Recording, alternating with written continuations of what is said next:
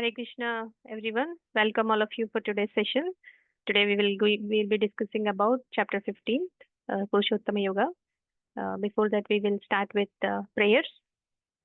Om अज्ञानतिमिरान्धस्य ज्ञानाञ्जनशलाकया चक्षुरुन्मीलितं येन तस्मै श्रीगुरवे नमः श्रीचैतन्यमनोभीष्टं स्थापितं येन भूतले स्वयं रूपः कदा मह्यं ददाति स्वपदान्तिकं वन्देऽहं श्रीगुरो श्रीयुतपदकमलं श्रीगुरून् वैष्णवांश्च श्रीरूपं साग्रजातां सहगण रघुनाथान्वितं तं सजीवं साद्वैतं सावधूतं परिजनसहितं कृष्णचैतन्यदेवं श्रीराधा कृष्णपादान् सहगण ललिता श्रीविशाखान्वितांश्च हे कृष्ण करुणा सिन्धो दीनबन्धो जगत्पते गोपेश गोपिका कान्त राधा कान्त नमोऽस्तु ते तप्त काञ्चन गौराङ्गी राधे वृन्दावनेश्वरी वृषभानुसुते देवी प्रणमामि हरिप्रिये नम ॐ विष्णुपादाय कृष्णप्रेष्ठाय भूतले श्रीमते भक्तिवेदान्त स्वामिनिति नामिने नमस्ते सारस्वते देवे गौरवाणी प्रचारिणे निर्विशेष शून्यवादी पाश्चात्यदेशतारिणे वाञ्छाकल्पतरुभ्यश्च कृपासिन्धुभ्य एव च पतितानां पावनेभ्यो वैष्णवेभ्यो नमो नमः जय श्री कृष्ण चैतन्य प्रभु नित्यानंद श्री अद्वैत गदाधर श्रीवासादि गौर भक्तवृंद हरे Krishna Krishna Krishna Hare Hare Hare Ram Ram Ram Hare Hare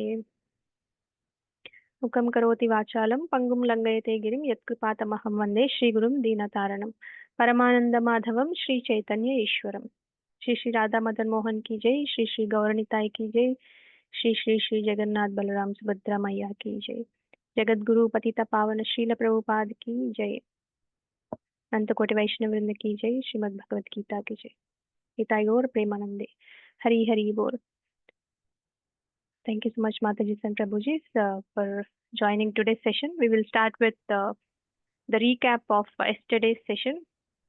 Anybody Hare would like? Krishna Mataji. Hare Krishna Mataji. Anybody would like to give a little recap? Just a quick recap of 2 minutes.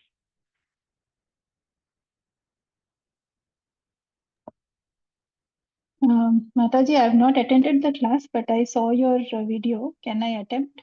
Yeah, sure, Mataji. Please go ahead. Okay. So the acronym for the chapter is TRAP. T is the three modes. R is the race for prominence between the three modes. A, action in the modes.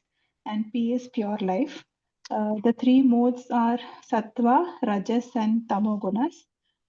Sattva is goodness, Rajas is the mode of action, and Tamo is the mode of ignorance or madness.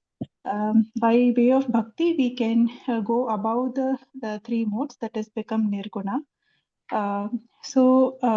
These modes bind us to the repeated cycle of birth and death. The aim of goodness, the sattva mode, we should aim for sattva, but still aim to go beyond that to nirguna.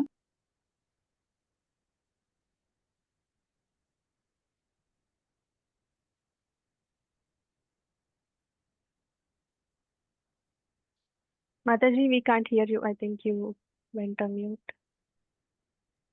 Sorry, can you hear me now? Yes, Mataji. Yeah. So in sattva, sometimes in each of the three modes, if in sattva, for example, people may become too involved and too self-satisfied with themselves and may not listen to the voice of the super soul. In rajas, there is desire which is speaking very loudly, and hence people cannot listen to the super soul. And the tamoguna, people are ignorant, inert, and will not be able to listen to the voice.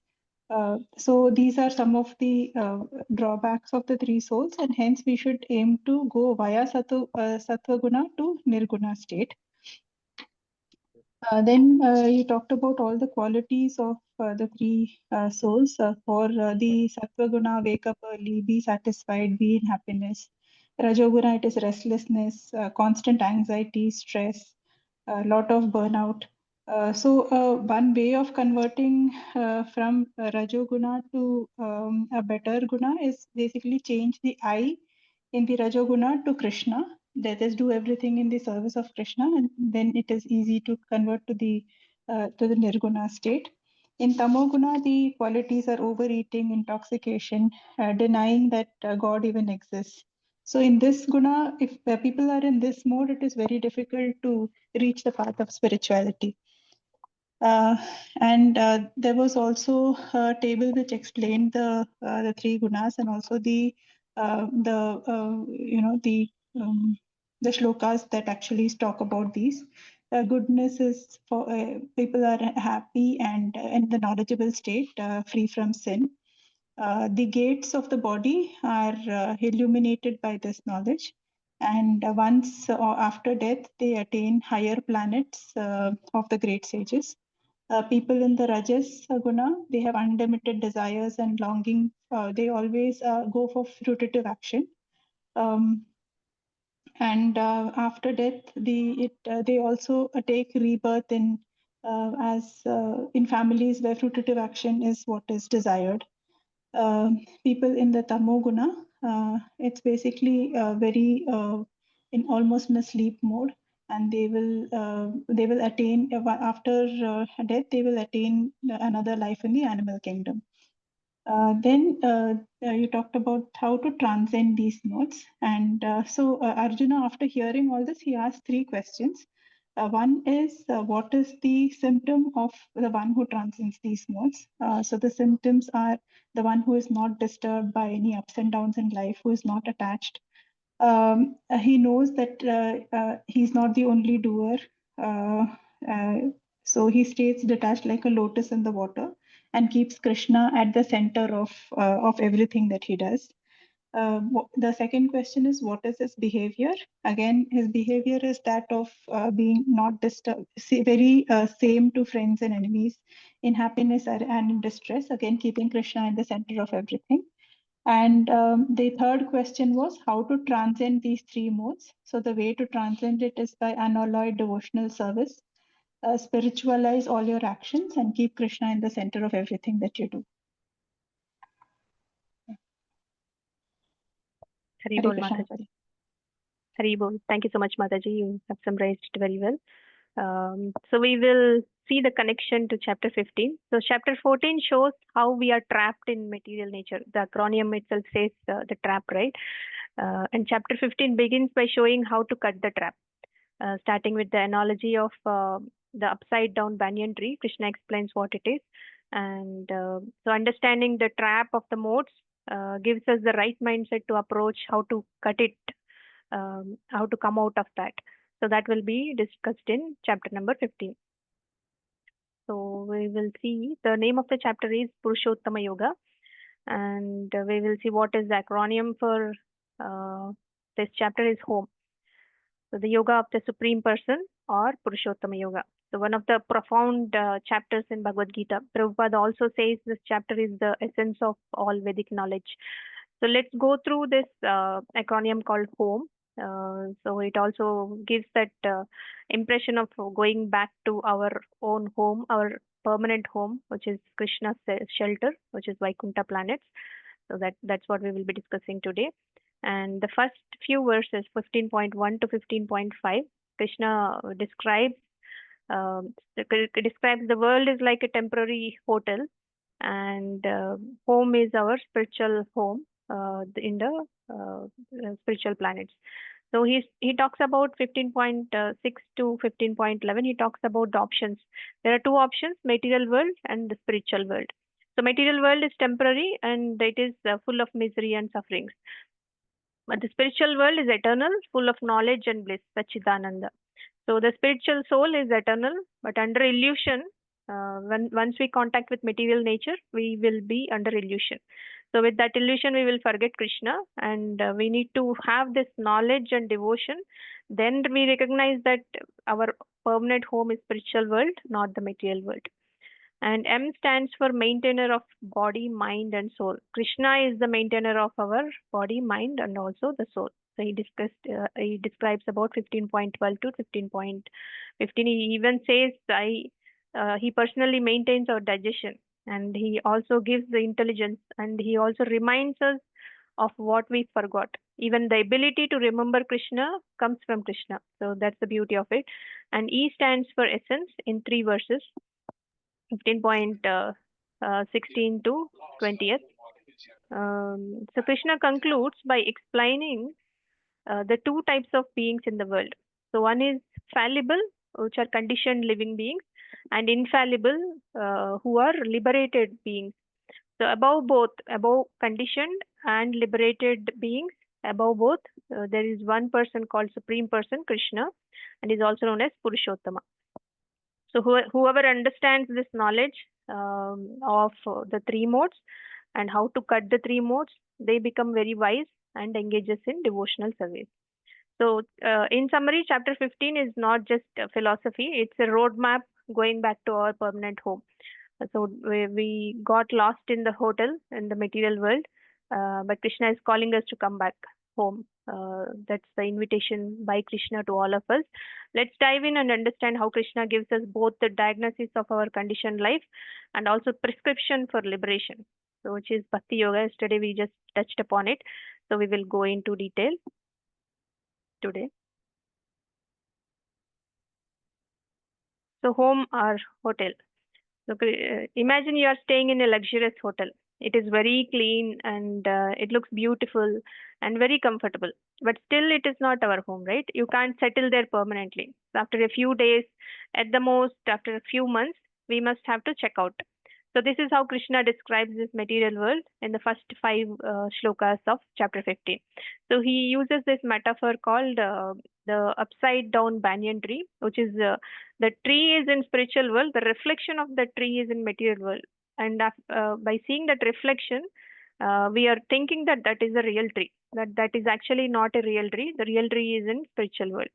Um, so why is it a spiritual world, and why is it called home?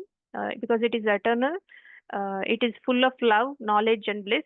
And our real place, it is our permanent and real place where Krishna is waiting for all of us. And we belong there, not the material world. So we are the eternal servitors of Krishna, and we belong to spiritual world, not the material world. The hotel is always is equal to material world.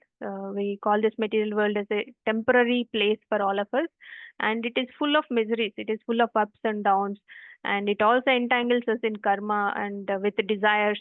So we come here, forget Krishna, and suffer again and again. So that is the problem when we get attached to when we come in contact with the material world, we forget Krishna, and we will be entrapped into the three modes, and we act accordingly from the influence of the three modes.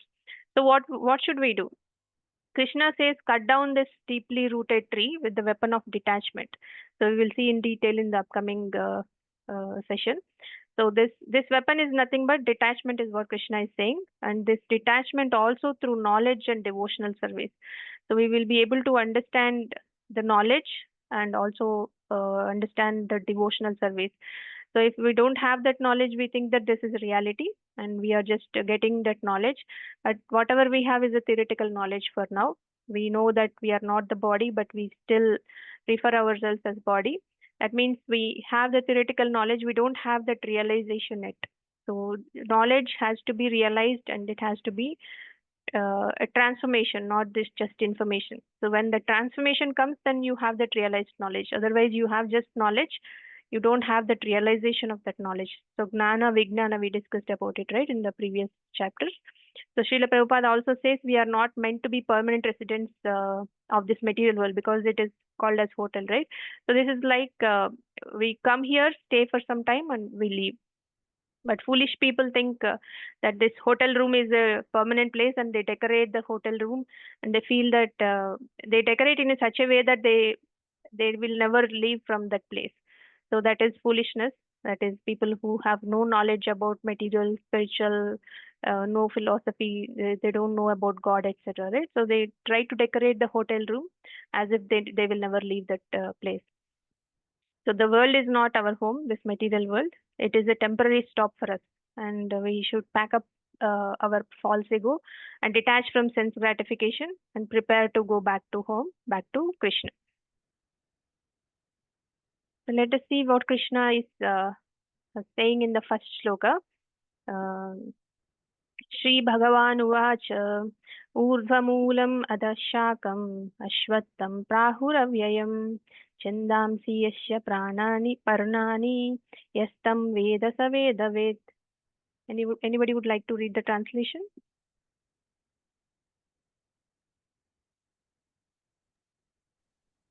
The Supreme Personality of Godhead said, "It is said that there is an imperishable banyan tree that has its roots upwards and its branches downwards, and whose leaves are the Vedic hymns. One who knows this tree is the knower of the Vedas." Very good. Thank you, Mataji. So Krishna is saying this material world is like a banyan tree that has its roots upward. So meaning it is based on the spiritual world, or origin is Krishna's world. But the branches are, because it is a reflection, it is showing the roots are upwards and branches are downward. Branches are spread into the material world and leaves are like Vedic hymns. The knowledge like Gita, Vedas is available to help us realize the true nature of this tree, but it is a perverted reflection, like a tree seen in water, right? We will see the reverse image, the reflected image. Just like in the image, it looks like real, but it is just a reflection. It is not real. So why are they using this metaphor? So we think this world is real and eternal, but it is temporary, which is not eternal. And we are attached to that reflection because we are not able to see the real tree.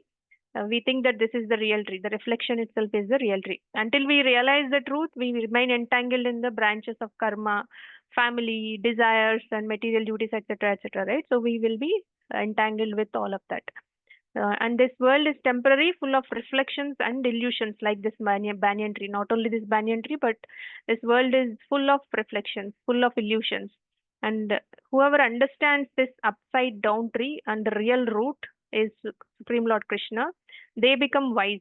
And once they become wise, they will act accordingly. They understand the path forward, and they know what is the purpose of life, where are they coming from, where should they go, what should they aim for, how should they perform the devotional service, etc. They will understand all of that once they understand this knowledge. Just like a traveler must know where he came from and where he is going, etc. Right? The soul also must recognize what is its origin and what is its constitutional position, and what is the way forward and what is the path forward to reach. So we should not be getting busy decorating the reflection, right? Like somebody is decorating the hotel room as if they will never leave from there. So we need to use this knowledge of the Vedas to find the real tree, which is known as Krishna's eternal abode, Goloka Vrindavana or Vaikuntha planets. That's what Krishna is saying here. So how to free ourselves from this reflection? Krishna compares this material world to a reflection of a real tree, right? So if we want to get out of this illusion and reach the real home, which is in spiritual world, we must take these three steps. Correct designation. So we need to understand what is our correct designation. We need to understand I am not this body, I am spirit soul, I am the eternal servitor of Krishna, etc. Right? So that is our spiritual identity. We should not be identifying ourselves with the body. We are not husband, wife, CEO, student, or any temporary identity, right? We are not that. So these are just designations tied to the body, not to the soul. So the real identity is Jivera Swarup Hoy Krishnera Nitya Das, which is mentioned in Chaitanya Charitamrita Madhya Leela. Krishnera Nitya Das, we are servants of Krishna. Understanding this is like switching on the light in a dark room of illusion. We should have that understanding. And the second thing is detachment through attachment. So you can't become free from worldly attachments by just suppression. If you want to attach to Krishna, that should automatically happen.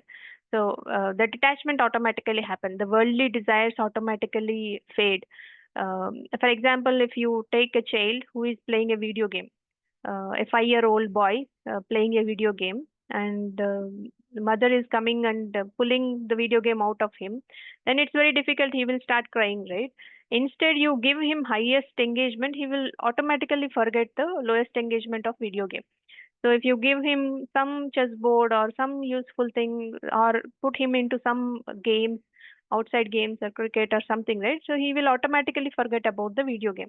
So it should be like that. We should be attaching to bhakti, we should be attaching to Krishna, so that the material attachments will be suppressed automatically. So we don't need to worry about them. We don't need to put lot of emphasis, or we should not plan for the detachment of the material world. It will automatically happen if we have the highest engagement. So detachment through attaching to bhakti, attaching to Krishna.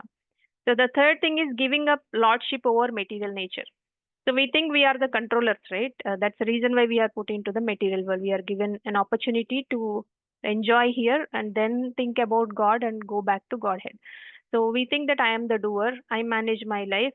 But Krishna says only when give up that false ego of lordship, false ego of controllership, then only we will be able to go to his abode, which is Vaikuntha. So I'm not the controller, Krishna is the controller. This acceptance we should have, that humility makes us eligible to go beyond the this reflection of material world and go to the real spiritual identity, real spiritual world. So don't fight the reflection, just turn towards the light. Krishna is the root, connect with him to become free is what we need to learn from this three things. So what are the options that we have? The options are material versus spiritual world. Krishna describes from 6 to 11 shlokas. Krishna gives us a clear choice between these two worlds. One is temporary, painful, and full of illusion. That is the material world. The other is eternal, blissful, and free from sufferings. That is spiritual world. So let's try to understand the difference. Spiritual world is Krishna's abode, which is the material world is 1/4 of the entire creation, 3/4 is spiritual world. And even material world has millions, trillions, zillions of universes. And think about the spiritual abode. And spiritual abode topmost is Goloka Vrindavana. And there are so many Vaikuntha planets. And every incarnation of Krishna has an abode, including Narasimha, Vamana, Matsya, Kurma. Everybody has a separate planet in Vaikuntha planets. So Krishna says that supreme abode of mine is not illumined by the sun or moon. He says it is self-luminous. He doesn't need, for the spiritual planets, they don't need sun or moon for light, because Krishna's bodily effulgence is illuminating the spiritual world. They're not dependent on any material energy. Or once someone reaches there, he will never come back, is what Krishna also says. And material world is 15.7 to 11. Krishna explains the soul is a tiny part of Krishna, right? So when it enters the material world, it gets conditioned by desires, and it also struggles with the mind and senses, gross senses and subtle mind. Thinks that I am this body and forgets Krishna. So Krishna explains how the soul enters a new body, just like a person changes clothes. That's how soul enters a new body, and he enjoys or suffers using the senses, using the gross senses, eyes, ears, skin, and a subtle sense called mind. So, but most people don't realize the soul is different from the body. That is the basic understanding. But even some people know about it, they'll not be able to have that realization of that knowledge. So our real destination is Krishna's world, but out of misuse of our free will, the minute independence given by Krishna, we chose this temporary world. Now Krishna is giving us another option to come back to spiritual world.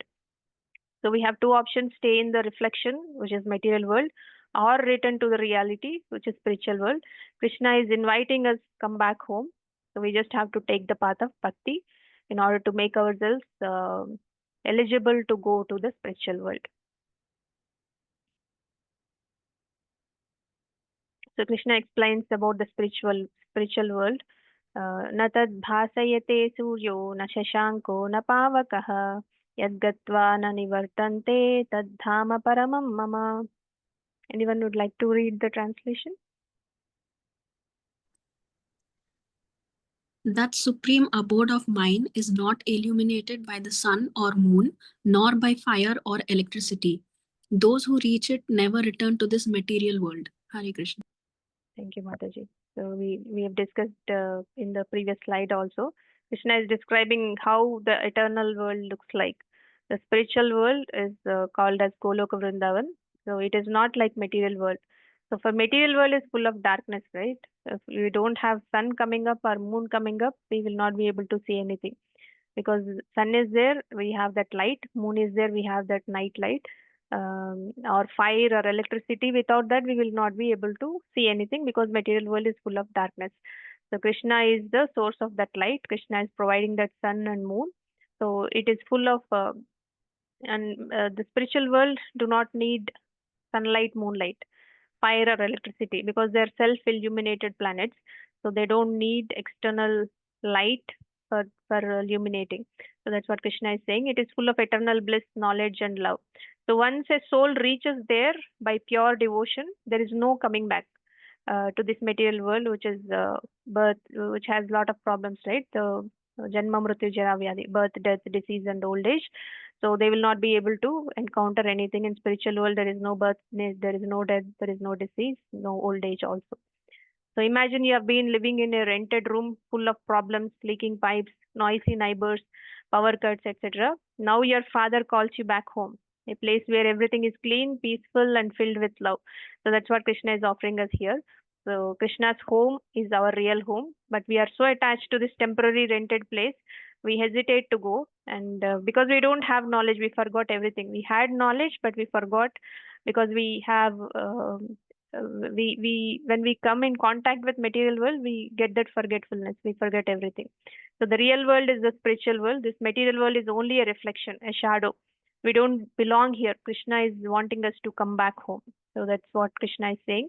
So this material world is temporary and full of darkness. Krishna's abode is full of eternal light and love. So let's aspire to go back home, back to Godhead. So we have experienced that this universe is dark, right? Sun removes this darkness. Our moon removes that darkness in night time. So Lord spoke so that we can compare and consider how spiritual world is completely different from our experience here in the material world. Spiritual world is illuminated by Lord's personal effulgence called Brahma Jyoti. So they don't need any other additional material lights or anything. So we should try to go to such world, and somehow or other, if we go there, we will never come back.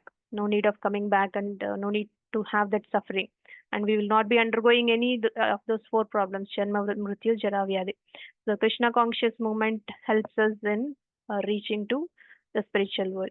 So many lives we have spent here, changing bodies after bodies after bodies, right? This lifetime, at least, we should try to go back. Like people hear about America, big cities, Australia, so much opulence, they want to go there and see, right? Similarly, we hear about spiritual world. It is so wonderful. We should think about why not we go there and live there because it is our permanent home. So everyone is effulgent there. Every planet is effulgent there. There is no scarcity. There is no miseries, miserable conditions, no anxiety. Uh, Here in material world, even the richest man in the entire world is also has anxiety, right? There everybody will not have anxiety, everybody will be happy. No preconditions. Even for going there also, you don't need to have any preconditions. You don't need to be rich, poor, scholar. There are no other things. Any condition of life, you can go back, you can take up to bhakti, and you can go back to your permanent home, Vaikunta.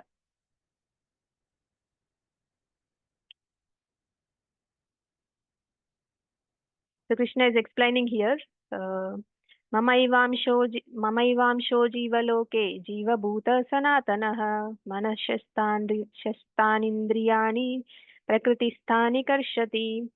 So Krishna is saying we are fragmental parts of Krishna. So we are separated from him and now we are stuck up in this material world. So Krishna is saying each one of us is actually his part and parcel. Just like a small spark comes from a big fire, right? We are tiny spiritual sparks of Krishna, the Supreme Person. So, but right now we are separated from him, not physically, but by forgetfulness. So we have come to the material world and we are struggling with this body, mind, and senses, thinking that this is my life, but it is not reality. So this 15.7 Krishna says, living entities in this conditioned world are my eternal fragmental parts. But due to the conditioned life, once the soul comes in contact with matter, it becomes conditioned. So they are struggling hard with the six senses, five gross senses and one mind, subtle sense.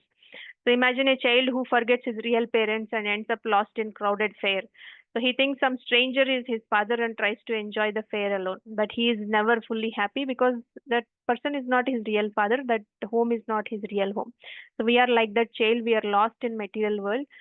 Krishna, our real father, is calling us back through Bhagavad-gita, through this knowledge. So we need to understand that.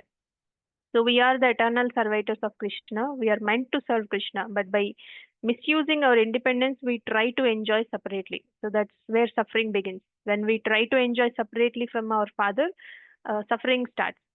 So we are not meant to be stuck here.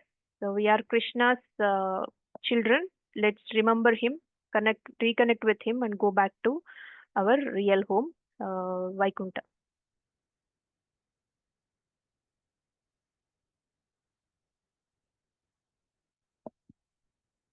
Otherwise, what happens if we don't go back? Bondage and transmigration. So Krishna says every soul in this world is eternally my part and parcel, but because they are caught in material life, they struggle with their senses. We discussed, right? 5 gross senses and 1 subtle sense, mind. Especially the mind is very important here. Because of our mind, because of our desires, we end up trapped in this cycle of birth and death. So we are like drops of water from the ocean. The ocean and a single drop of ocean have the same qualities, but it is not of same quantity. Quantity is different and it is uncomparable, but quality is same. But Krishna is fully independent. We are minutely independent because we are a drop of the ocean. Krishna is like a ocean. We are drops of the ocean. But once separated, we lose our full nature, right? In this material world also, we are constantly chasing sense pleasures and pulled in all directions by our eyes wants to see something, ears want to hear something, tongue want to taste something and talk something, etc., right? And most of all, our mind is uncontrollable. So forgetting our real identity as eternal servants of Krishna, we do all of this. So if you look at the image shows various species of life. So there are 84 lakh species, out of which human life is very rare. And there are so many animals, humans, demigods, etc. This represents the transmigration of the soul through these 84 lakh species due to our karma and due to our attachment to the senses, etc. So because we desire to enjoy independently from Krishna, we become bound by this prakriti, material nature, and we are forced to take one body after another body because of our desires. So we think of someone who constantly changes jobs, right? Changes jobs, changes houses, changes cities, always hoping to find some satisfaction in some city, some job, some house, but they never feel like they are at home. So that is us taking birth in one body after another, after searching after another body. Like that, we are searching forever because and our happiness is never fulfilled because we don't belong here. We are searching. It is a miserable world, right? Material world is full of misery. When you go to a coal mine, you will find only coal, and when you come to material world, you will find only misery everywhere. It shows like temporary happiness, but immediately you will understand that it's not a permanent happiness. So until we return to Krishna, until we return to spiritual planets, so we will have to suffer like this. So we belong to Krishna, but if we forget him, we fall into the bondage, which is the cycle of birth and death, and it continues forever. The only way to break free is by engaging the mind and senses in Krishna's service, by taking up to devotional service, bhakti yoga.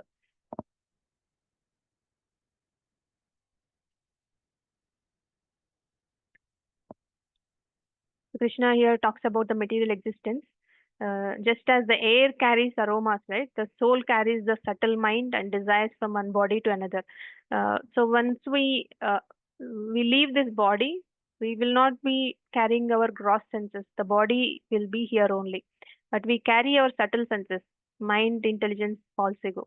So these three carries birth after birth until we come out of this material world and go to spiritual world. The subtle senses will carry forward birth after birth. So that's why we have that impressions, we have that swabhava remains as is even after the next birth.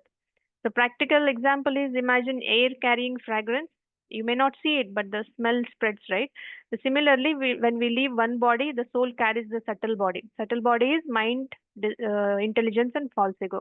So based on our desires and karma, we get a new body, whether it is a human body, animal body, plant body, or even demigod body, based upon our karma and based upon our desires. Just like we move from childhood, youth, old age, etc., right? From childhood to youth, youth to old age, and then death. Death happens. The soul continues to change clothes. Like changing bodies is changing clothes based on the thoughts we cultivate in the current body. So the picture visually shows the cycle of life: birth, growth, decay, and death. So repeating endlessly. But it may not be a human body always, but we take birth after birth, etc. This is called samsara, the wheel of material existence. Because why it happens? Because we identify with the body and mind, and we also have desire to enjoy independently from Krishna. So because of those two reasons, it is happening. The birth after birth and the cycle is going on, just because we identify with body and we identify with our mind and we have desire to enjoy independently from Krishna. We don't want to serve Krishna. We wanted to enjoy separately from Krishna. We want that controllership. We want to lord it over the material nature, etc. Because of all that reasons, we are stuck here in the material world. So the mind is the carrier of the soul. If the mind is dirty, full of lust, greed, anger, it will carry the soul to a dirty destination. So, but if it is purified by bhakti, the soul returns to Krishna. So the purification happens when when you want to go to America, you have to know that language. You need to be preparing yourself for the climatic conditions there, etc. Right? The same way, if you have to go to spiritual world, you have to prepare yourself um, to the conditions of the spiritual world. So that is known as bhakti. If you perform bhakti, there also bhakti only happens. So if you are preparing yourself with bhakti, devotional service, and servitorship for Krishna, then you will be eligible to enter into the planet. And once you enter, you will not come back. That's what Krishna is promising here. So we must purify the mind and desires through devotional service, chanting, hearing, reading, keeping Krishna in the center, so that the soul doesn't wander here in the material world again and again, but it will be able to go back to the permanent home, back to Krishna. So Krishna is explaining the cycle of reincarnation from 15.9 and 15.10, these two shlokas. So he says when the soul enters a new body, it gets a new set of tools like customized machine, a new type of eyes, ears, tongue, skin, nose, and mind, etc. Right? Just like when you rent a new car, the controls may be different. It is based upon which model you are using, which brand you are using, etc. Right? But the driver is still the same. So in every life, the soul gets a new body depending on past desires and karma, and enjoys or suffers through sense experiences, the gross as well as the subtle sense experiences. So why we don't realize it? People who are materially conditioned don't see the soul changing bodies. They think this is me when it is just their temporary body. They think the body is me. They don't think that I am soul. Krishna says one who has eyes of knowledge, who has that knowledge, who has that spiritual knowledge, can clearly see this soul's journey from one body to another. So, for example, a devotee can see this world as a temporary hotel, not as home. But the materialist become absorbed in the decoration of the hotel room. He keeps on decorating as if he's never leaving that place. So forgetting the journey, forgetting the purpose of life, forgetting where he belongs to, etc. He keeps on decorating the hotel room and he feels that that is a permanent place. The Prabhupada also says the foolish cannot understand the presence of the soul. Who do not have that knowledge, those are called as fools, right? So Prabhupada is also saying the same. The foolish cannot understand the presence of the soul. But Krishna conscious person, whoever understands this knowledge, whoever understands this philosophy given by Krishna, they see the body as a dress, changing from childhood to youth, youth to old age, and again to another body at death, etc. They will have that understanding. So we don't need to get attached to the design of the body, but we need to focus on the soul and purify the subtle senses, mind, intelligence, ego. And how this purification happens? This purification happens only through bhakti. Then only we will be able to escape this repeated cycle of birth and death.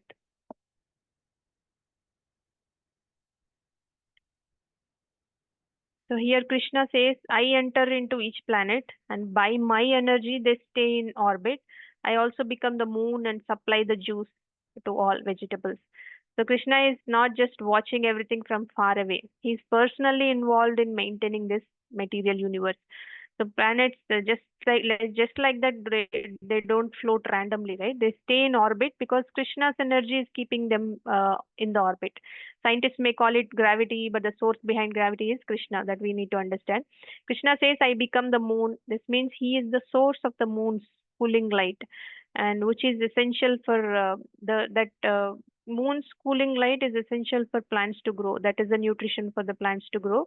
So without the moon, the vegetables wouldn't get their taste or nutrition. And that moon's source is Krishna. And vegetables taste fresh and juicy, right? Because of Krishna's energy only acting through the moon. Next time you enjoy a slice of watermelon or fresh spinach, you remember it's Krishna who is making it tasty and nutritious because the source is Krishna. So just like our phone works only because there is an invisible force called electricity, right? Or the power, the battery inside it. Similarly, the planets and nature are running because Krishna is invisible power behind everything. Even the best scientists cannot keep planets in orbit or make crops grow with perfect taste because that is Krishna's special department. He is the source, he is the power behind it. He is the ultimate cosmic manager. So according to Srila Prabhupada also, Krishna is not an impersonal force. Some people think that it's just energy, right? And Prabhupada is clearly saying it is not an impersonal force. Krishna is a person who lovingly maintains this universe. Just like father takes care of the family, right? He also takes care of this, both the material and spiritual world. So this shloka helps us understand that Krishna is the supreme maintainer, and we should feel grateful and offer him whatever we have, right? For example, if we are preparing something, we should have that gratitude. Krishna is giving us all of this, and I will offer this to Krishna as Naivedyam and take it as a prasadam. So before eating, you should all remember this because everything comes from Krishna. So Krishna is not distant, he is actively maintaining our lives. We need to recognize his role even in simple things like food and nature, and we should develop that gratitude. And from that gratitude, devotion should develop. And with devotion, we will be able to have that personal connection, have to build that personal connection with Krishna.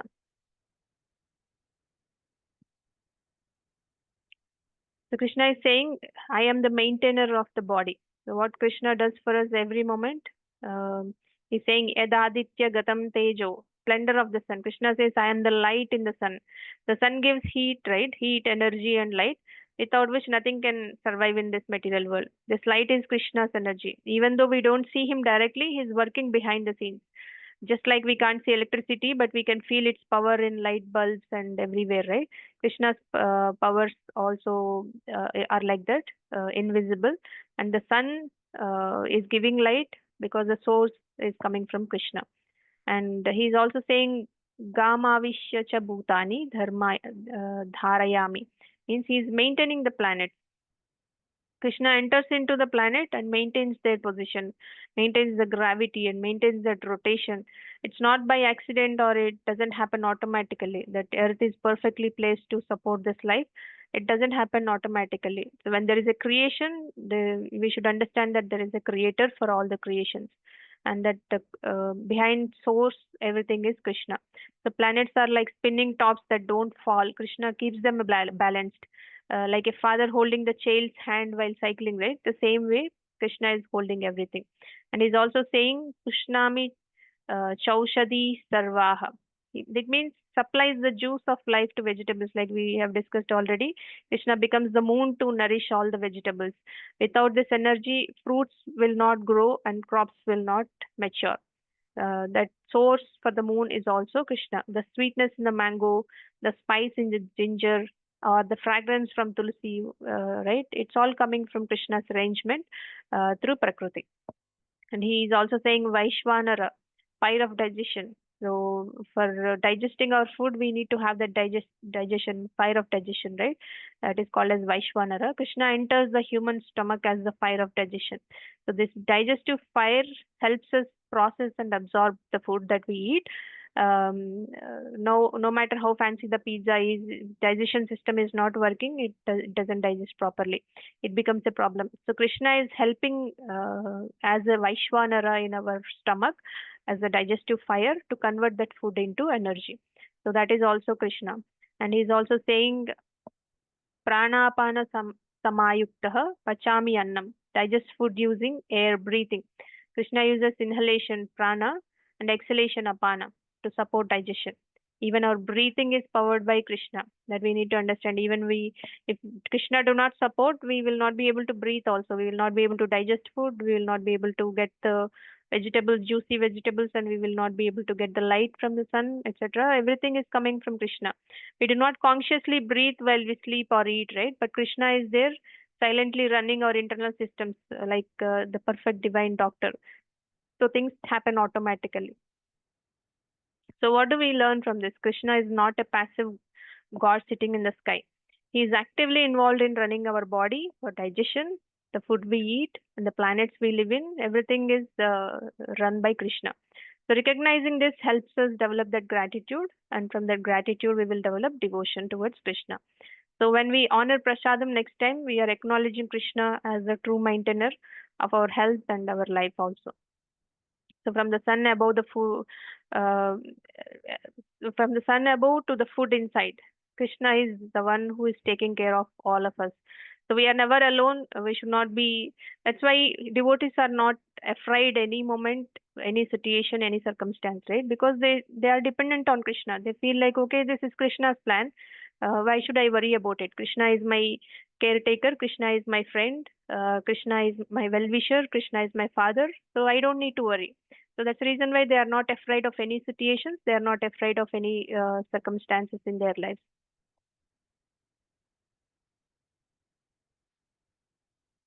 So Krishna is saying now from 15.15, Sarvasya chaham shridi sannivishto matta smritir gnanamapohanam cha vedaischa sarvairahameva vedyo vedanta krit veda videva chaham.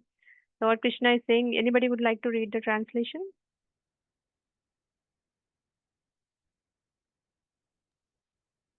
I am seated in everyone's heart, and from me comes remembrance, knowledge, and forgetfulness.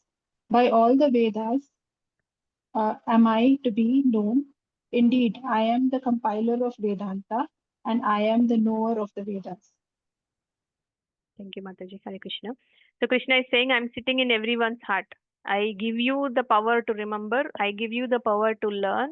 And I also give you the power even to forget. So he says, I am the goal of all the Vedas. I am the compiler of the Vedanta, and I know all the Vedas. So Krishna says, Sarvasya chaham hridi sannivishto. That means I am seated in everyone's heart. So Krishna is not just in the spiritual world. He's right within us in the heart as the Paramatma super soul. So he's like the inner guide, watching and guiding silently. So just like GPS guides your car from inside, right? Krishna is the internal GPS for our soul. He's always with us. And he's also saying, Matta smritir gnanam apohanam cha. So what is he saying? From me comes remembrance, knowledge, and forgetfulness.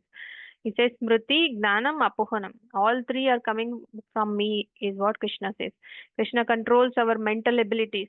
When we remember something important or forget something, it's not just brain chemistry. It's all Krishna's will that we need to understand. So sometimes we study a lot, but during the exam, suddenly we remember the right answer um, or not. Sometimes we don't remember, sometimes we remember. That's Krishna who is doing that.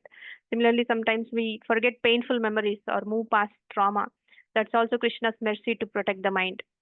And he's also saying, Vedaischa sarvai rahameva vedyo.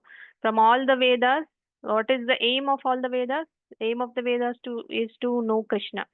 So all scriptures, whether it is Vedas, Upanishads, Bhagavad-Gita, ultimately lead to Krishna.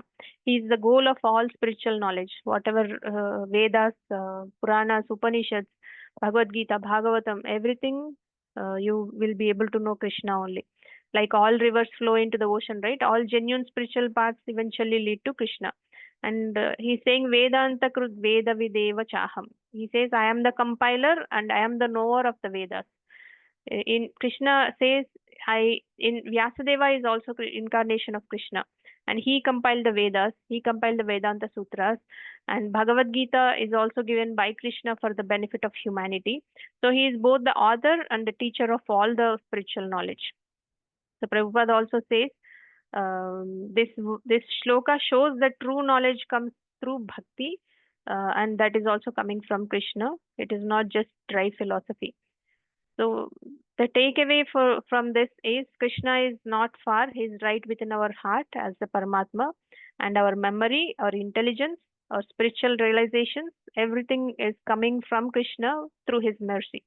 And study of scriptures should lead us to understand Krishna, not just academic knowledge. So information is fine, but we also should realize that information and make our transformation happen. That we need to understand and trust Krishna as our inner teacher, best friend, well-wisher, and loving father. He knows what's best for our soul. So whatever happens, if you remember Krishna, you surrender to Krishna, everything happens nicely, and you'll be able to reach Krishna in his eternal abode. So Krishna says, I am the maintainer of the soul. So now he says, I am the maintainer of your body, everything, but he's saying maintainer of the soul through knowledge and realization. So if you look at the image, on one side, ancient Vedic manuscripts representing how eternal knowledge has been preserved. On the other, Srimad Bhagavatam, volumes published by ISKCON, which are known as the ripened fruit of all Vedic literature. So Bhagavatam is called as the ripened fruit of all Vedic literature. So what does it mean that Krishna maintains the soul? Just like our body needs food, our soul also needs food, spiritual nourishment. That is Krishna Katha, our topics about Krishna. So we are taking care of our bodies very well, but we are forgetting to taking care of our soul because we are not giving right food for our soul. Our right food for the soul is spiritual nourishment is coming from Krishna Katha. We need to feed that Krishna Katha to the soul. So Krishna maintains the soul by giving us this knowledge through scriptures like Bhagavad Gita and Srimad Bhagavatam. So scriptural 15.15 Krishna says, I am seated in everyone's heart. I am to be known by all the Vedas. Krishna gives us the remembrance knowledge that we discussed already. And we can reawaken, reconnect our relationship with him. We forgot the relationship with Krishna. And now that with this knowledge, we can reconnect with Krishna. We can reawaken our relationship with Krishna. Because the soul forgot Krishna, but he patiently waits and provides all these scriptures, all this knowledge, and he also sends acharyas, spiritual gurus, teachers to guide us the path to the spiritual planets. And you open Bhagavad Gita, right? And it gives you answers for all your questions. Even if you randomly open, suppose you are in a trouble, you have a problem, you randomly open some page, it definitely connects you, it definitely guides you to come out of that problem. So when you hear Bhagavatam class, and you also feel peace, clarity, and inspiration, because that's when the soul is getting nourished, right? When you hear Bhagavatam, when you hear Bhagavad Gita, your soul is getting nourished, your soul is getting the right food, which is Krishna Katha. And that's when you feel joy from within when you hear Krishna Katha, because it is purifying and awakening the soul. So don't just feed the body, feed the soul daily with spiritual wisdom.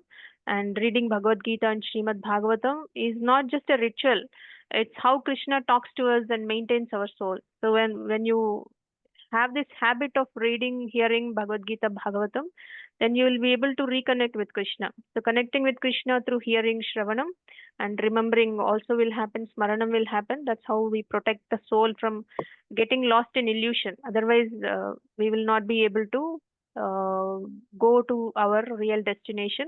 We will be stuck here by taking different bodies, different species, etc. Right?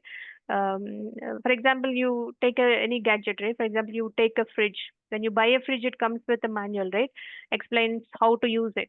And also there's a company technician who comes and installs it properly. And there are instructions, do's and don'ts, like don't overload, keep it level, close the door properly, etc.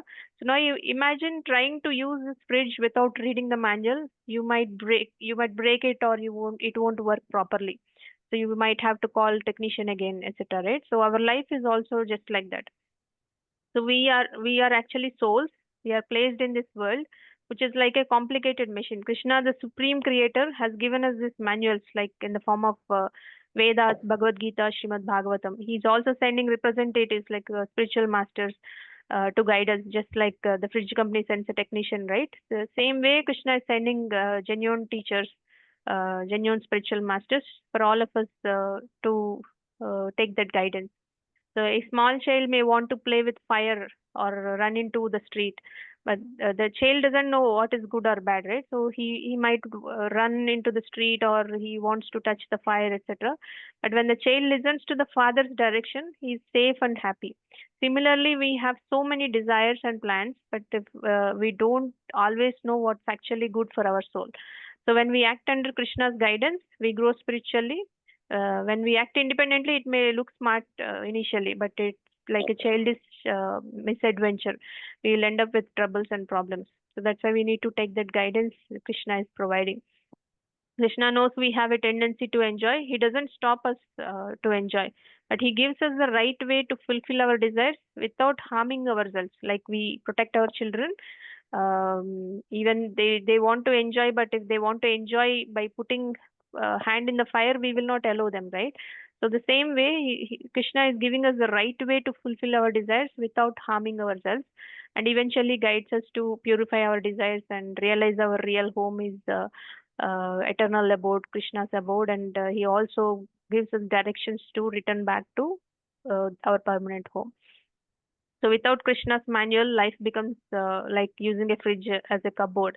You will not be able to use it properly. It just won't work, right? The same way. But when we follow Krishna's guidance, our soul is maintained, nourished, and it will be guided back to home, back to Krishna.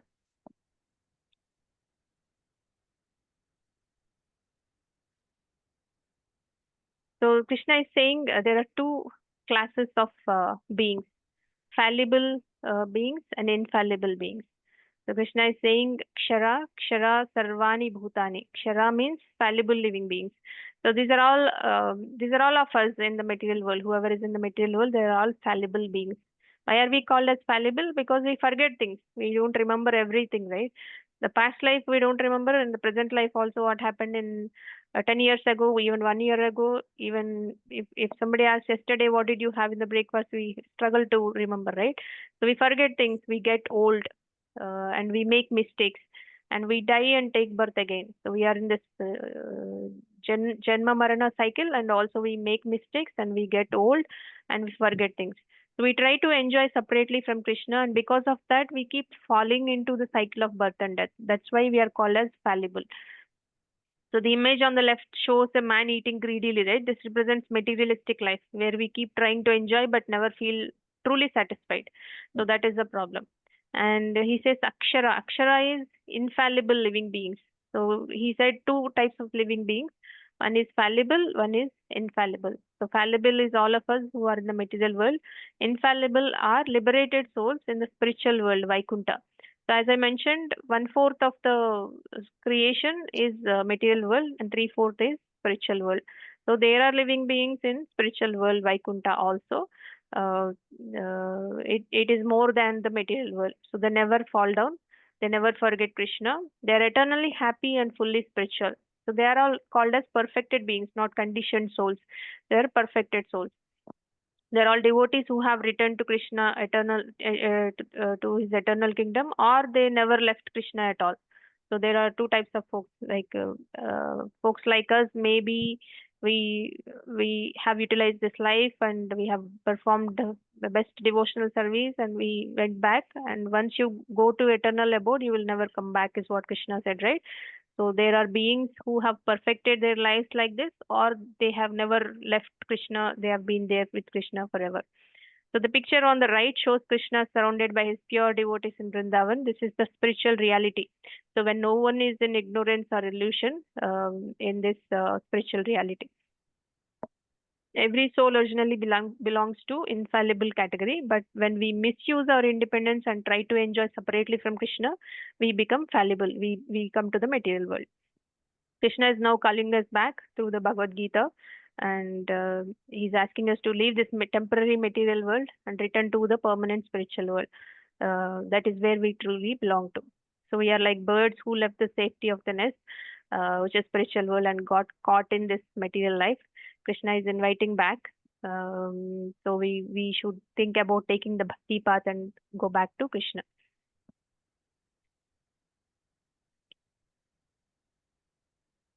So we discussed about it, right?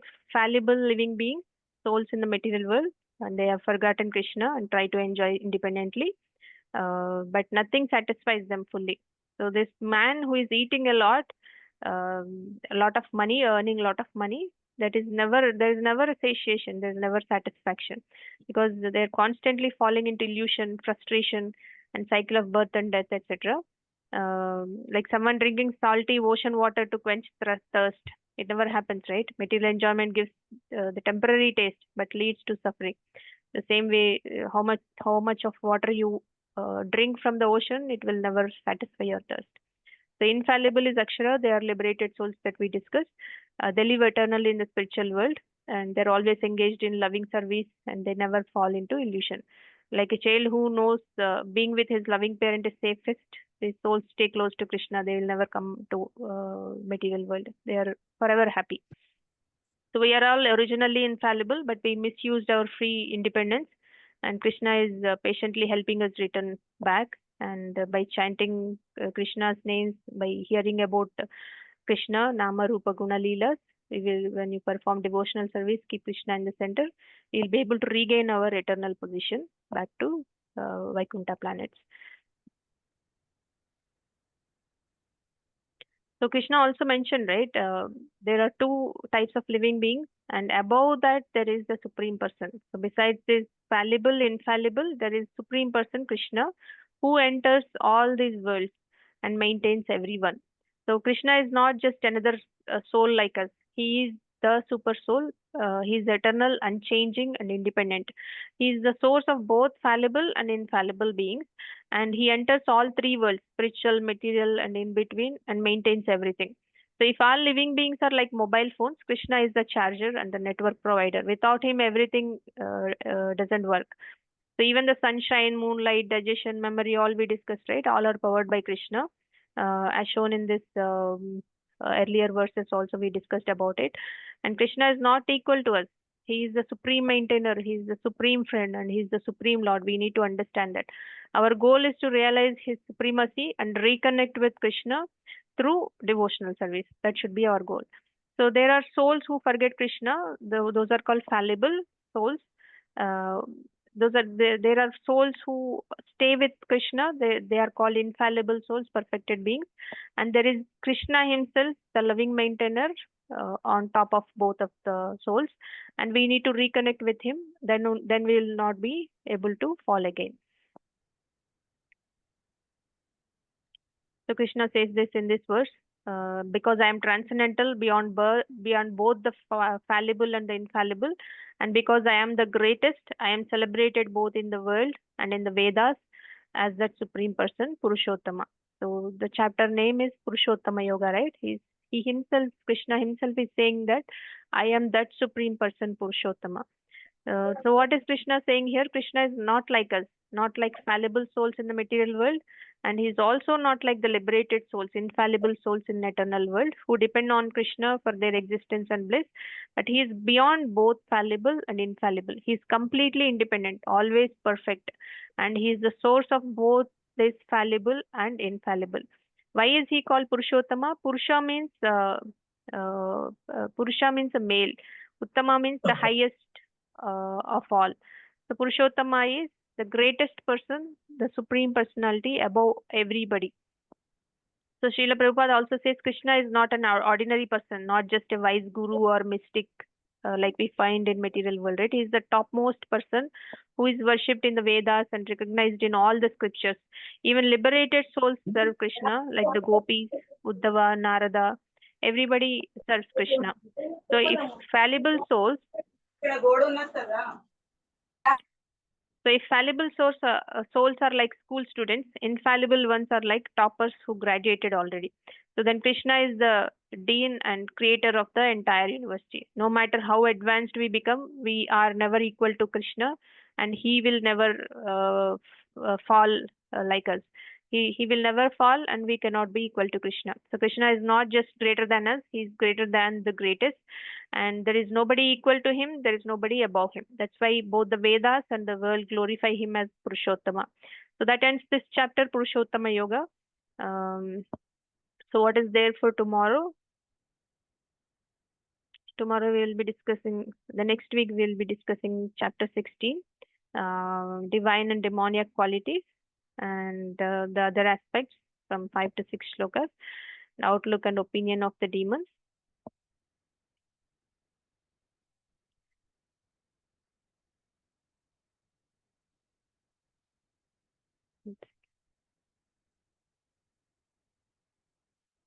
And removal of demonic qualities. How can we remove the demonic qualities? Is Krishna will explain from 21 to 24. So this chapter has 24 shlokas that we'll be discussing in next week. And there are 3 more chapters left. 18th chapter and 2nd chapter are the biggest chapters. 18th chapter might take 2 days. We will utilize the last week. Next week we will discuss 16 and 17. The following week we will discuss 18th chapter.